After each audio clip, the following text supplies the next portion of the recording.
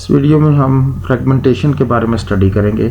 जैसे कि previous videos में हमने मेमोरी एलोकेशन के बारे में स्टडी किया था, जिसमें हमने कंटीजियस मेमोरी एलोकेशन में दो टाइप्स की मेमोरी एलोकेशन देखी थी, जिसमें फिक्स साइज पार्टीशन मेमोरी और जो है डायनामिक साइज पार्टीशन जो है उसको स्टडी किया था।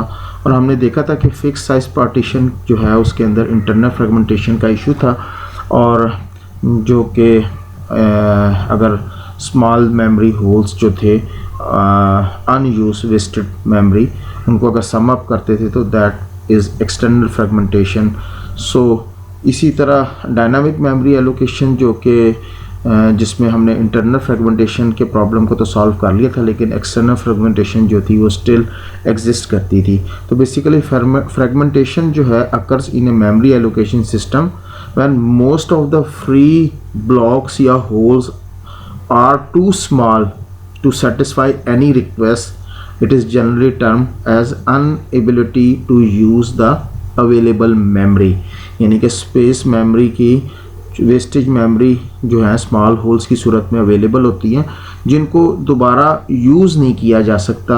वो बेसिकली होल्स या मेमोरी जो है वो अनयूज रह जाती है। लेट्स सी, हम थोड़ा सा और डिटेल में देखते हैं फ्रेगमेंटेशन को। जैसे कि हमने प्रीवियस जो थी वीडियो के अंदर मेमोरी एलोकेशन स्ट्रेटजीज देखी थी, first fit, best fit and worst fit strategy को देखा था, उनके एडवांटेज और डिसएडवांटेजेस को भी स्टडी किया था।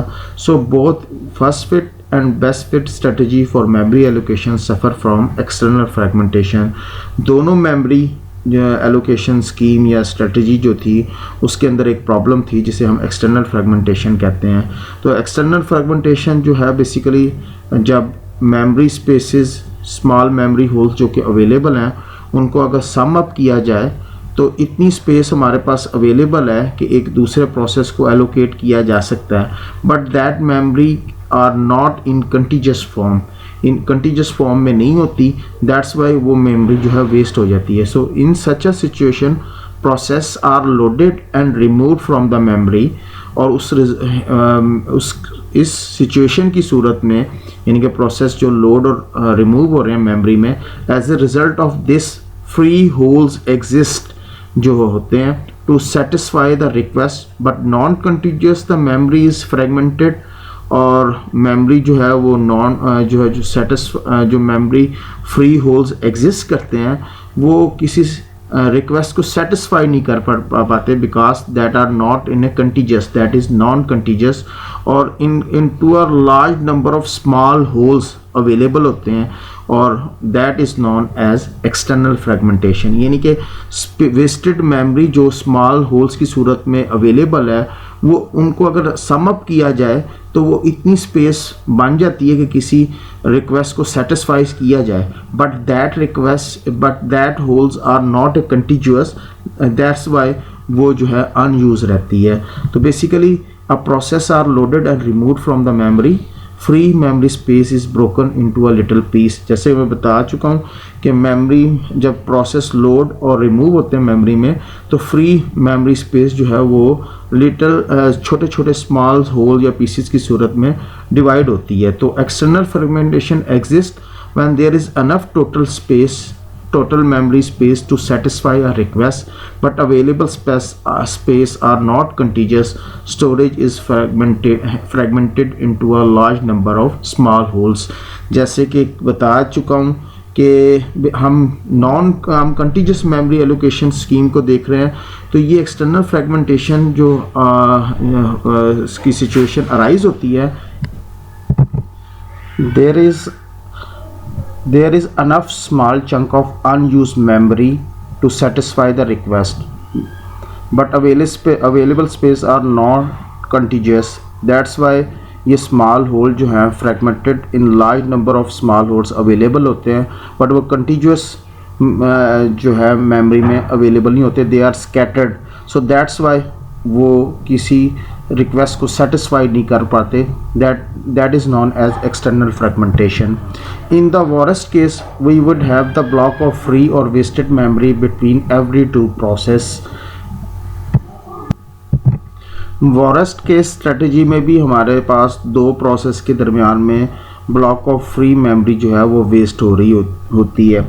So if all the small pieces of memory were in a big free block instead we might be able to run several more process. अगर ये तमाम free small pieces a small chunk of unused memory को अगर combine करके एक big free whole की सूरत में क्रिएट कर दिया जाए तो हम मज़ीद कई प्रोसेस जो हैं वो एग्जीक्यूट कर सकते हैं, जो कि ये स्मॉल मेमोरी जो है स्मॉल मेमोरी ब्लॉक्स की सूरत में जो वेस्ट हो रही है. सो अगर इनको कंबाइन कर दिया जाए तो एक इतना बिग फ्री होल जो है वो अनयूज मेमोरी का क्रिएट हो जाएगा जिसमें मज़ीद प्रोसेस जो हैं वो रन हो सकते हैं. Whether we are using the first fit or best fit strategy can affect the amount of fragmentation. First fit is better for some operating system whereas a best fit is better for other operating system. तो हम चाहे best fit या first fit strategy use कर रहे हों, जो भी strategy हम यूज़ करेंगे there will be a fragmentation, और कुछ सिस्टम के लिए फर्स्ट फिट स्ट्रेटजी बेटर है और कहीं पे बेस्ट फिट स्ट्रेटजी जो है वो बेटर है. No matter which algorithm is used, however, external fragmentation will be a problem. So जो भी हम स्ट्रेटजी, जो भी एल्गोरिथम हम यूज़ करें, चाहे वो फर्स्ट फिट है, बेस्ट फिट है या वर्स्ट फिट है, एक्सटर्नल फ्रेगमेंटेशन जो है वो प्रॉब्लम जो है वो हमेशा लाई करेगी और वो एक्सटर्नल फ्रेगमेंटेशन प्रॉब्लम जो है वो क्रिएट होगी.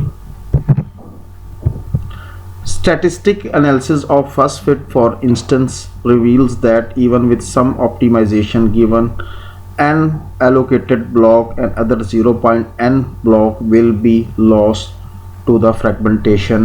तो जो है statistical analysis first fit algorithm जो शो करता है वो ये शो करता है कि हमेशा जो है अगर n ब्लॉक्स एलोकेट किए जाएं तो 0.n ब्लॉक जो है वो will be a loss due to the fragmentation. So that is 1/3 of the memory may be unusable. This property is known as 50% rules. So ये जो statistical analysis फॉस्फेट एल्गोरिथम के लिए जो शो करता है दैट से ऑलवेज 1/3 मेमोरी जो है वो हमेशा जो है वो अनयूजेबल रहेगी और इस रूल को हम 50% रूल कहते हैं. So that's why fragmentation that always will be a lie, जो भी स्ट्रेटजी आप यूज़ करेंगे. So memory fragmentation can be internal as well as external. Consider a multiple partition allocation scheme with a whole of 18,464 bytes. तो चाहे memory fragmentation जो है internal भी हो सकती है और एक्सटर्नल भी हो सकती है. अगर हम एक होल कंसीडर करें जो कि 18,464 बाइट्स का है, मल्टीपल पार्टीशन एलोकेशन स्कीम अगर हम यूज़ कर रहे हैं, suppose that the next process request 18,462 bytes.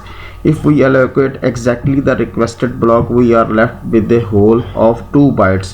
So अगर हमारे पास जो है 18,464 बाइट्स का फ्री ब्लॉक है और एक प्रोसेस जो है वो रिक्वेस्ट करता है 18,462 बाइट्स, तो हम उसको एलोकेट कर देंगे. तो इन दैट केस हमारे पास ये जो मेमोरी एलोकेट की गई है हमने, इसमें हमारे पास 2 बाइट्स जो है that will be a left unwasted, या आप कह लें कि अनयूज जो है हमारे पास जो है वो मेमोरी रह जाएगी यहाँ पे. सो इट्स मीन कि 2 बाइट्स जो थे ये वाले, ये 2 बाइट्स जो है वेस्टेड हो गए.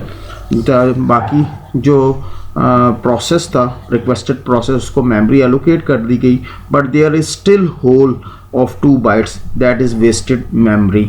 सो to break the physical memory into fixed size block and allocate the memory in unit based on a block size. So basically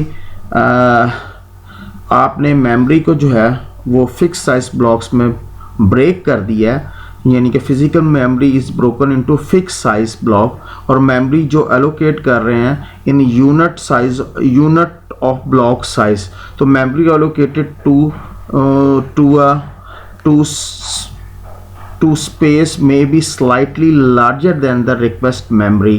So the difference between allocated and request memory, जो request memory है और जो allocate memory है उनके दरमियान में slightly difference है, यानी कि आपने थोड़ा सा स्लाइटली ज़्यादा स्पेस जो है वो एलोकेट कर दी प्रोसेस को उसकी रिक्वेस्टेड मेमोरी से. So that is known as internal fragmentation. So with this approach the memory allocated to a process may be slightly larger than the requested memory.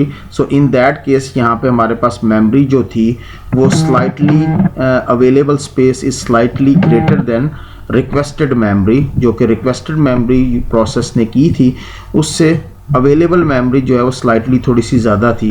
तो that's why ये hole create हुआ और ये hole जो है that is known as internal fragmentation. So the difference between two number is internal fragmentation.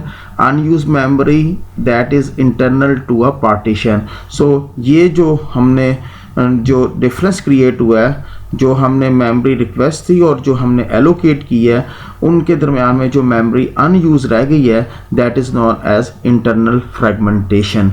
तो ये हमारे पास दो तरह की फ्रेगमेंटेशन थी, एक्सटर्नल फ्रेगमेंटेशन और इंटरनल फ्रेगमेंटेशन, जिसको हमने यहाँ पे देखा.